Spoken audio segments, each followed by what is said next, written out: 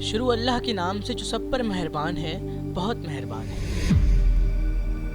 یہ ایک صورت ہے جو ہم نے نازل کی ہے اور جس کے احکام کو ہم نے فرض کیا ہے، اور اس میں کھلی کھلی آیتیں نازل کی ہیں تاکہ تم نصیحت کرو۔ زنا کرنے والی عورت اور زنا کرنے والے مرد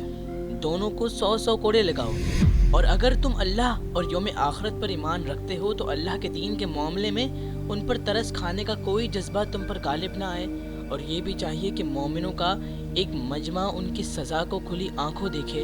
زانی مرد نکاح کرتا ہے تو زناکار یا مشرک عورت سے ہی نکاح کرتا ہے، اور زناکار عورت سے نکاح کرتا ہے تو وہی مرد جو خود زانی ہو یا مشرک ہو، اور یہ بات مومنوں کے لیے حرام کر دی گئی ہے۔ اور جو لوگ پاک دامن عورتوں پر تہمت لگائیں پھر 4 گواہ لے کر نہ آئیں تو ان کو 80 کوڑے لگاؤ،